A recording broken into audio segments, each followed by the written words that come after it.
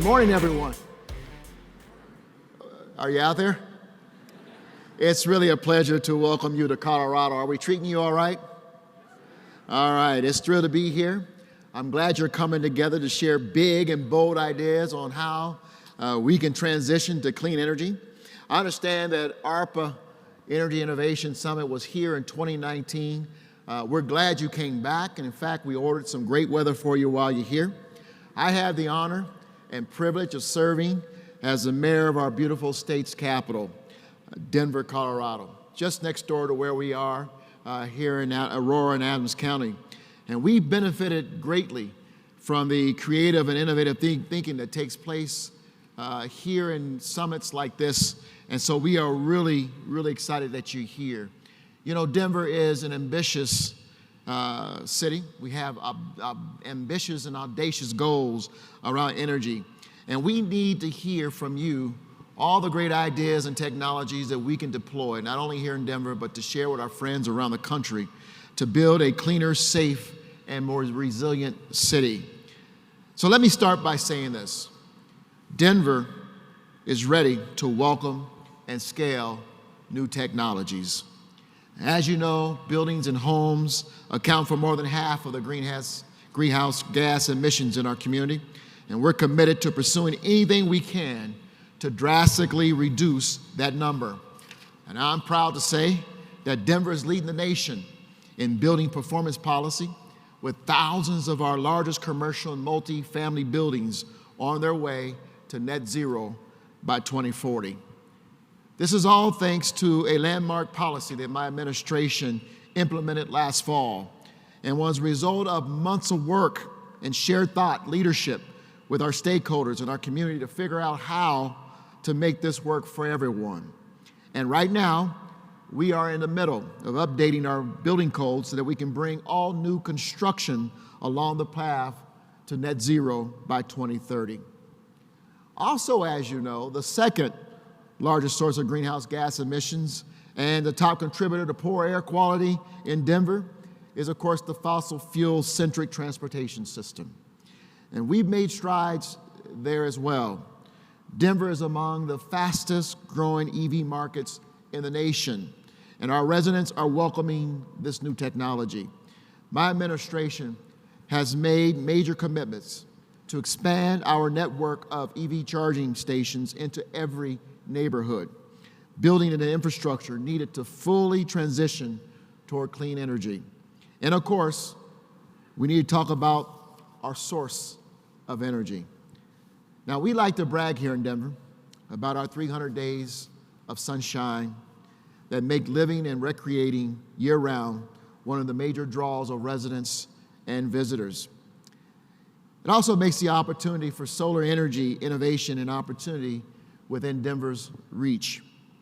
Our airport, Denver International Airport, where many of you traveled through when you got here, is on a mission to become one of the greenest airports in the world with one of the largest and most diverse solar energy programs. Today, our airport generates 28 megawatts a year, enough to power 8,000 households in our city. Our goal is to power the city by 100% renewable electricity by 2030, and for 30% of that energy production to be local. This year, the city of Denver will break ground on the first 10 major solar installations to be located on city-owned property. Yes, that's cool, right? Our goal is to generate up to 15 megawatts of energy.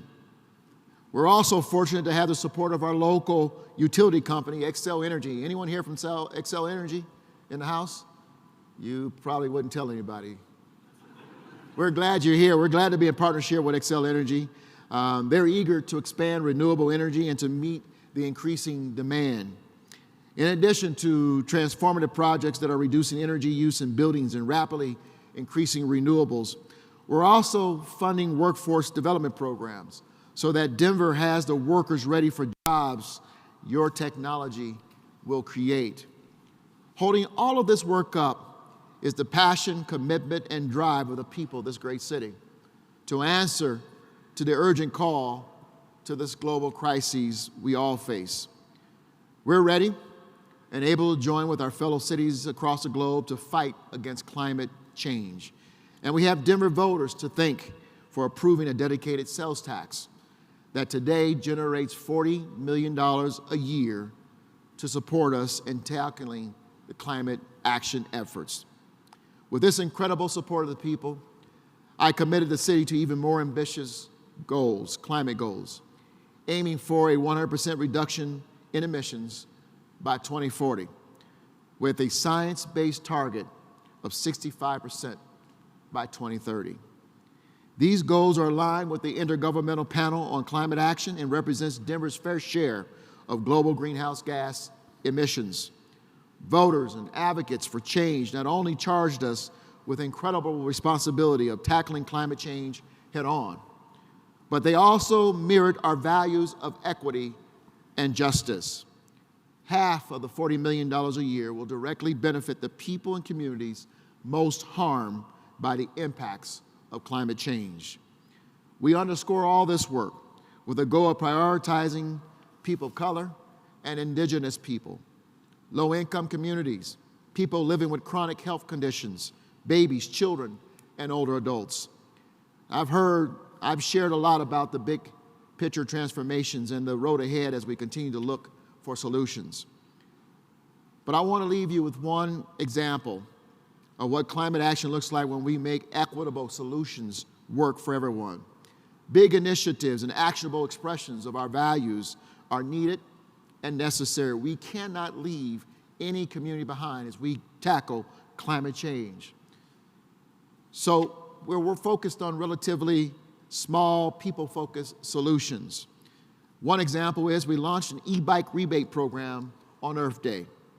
Just a little over 3 weeks ago, the funding we put aside for it has been exhausted already. We received 3,250 e-bike rebate applications, and 40% of those applications come from income-qualified individuals, which accounted for 55% of the program's available funding. The people across political spectrum, no matter their station, are ready to take climate action and ready to tackle climate action. And we must be right along with them with dedication, commitment, and resources ready to roll. So I hope what you've heard today spurs new thinking and new ideas for technology we need to reach all crevices of our community. The world needs your ingenuity and ambition to reduce the catastrophes already happening because of climate change and to avoid even worse impacts in the future. I want to thank Grace Rink, who is our Chief Sustainability Officer in the City of Denver. She's here. She's running a new office of climate action, sustainability, and resiliency. I hope you seek her out because she not only has resources, but she has an eye and passion for partnerships. Our world needs us to have ingenuity and ambition. More importantly, we need your help to protect the people and places we love. I hope you make the most of your time in our beautiful region. If you get a chance to come out of Gaylord, which by the way has everything you'll need right here in this facility, but I want a chance to explore our downtown in Denver. And if you get downtown in Denver, I hope you spend as much money as you can so that you can support our sales taxes that help us to fight climate action. You guys enjoy Denver, and God bless you all.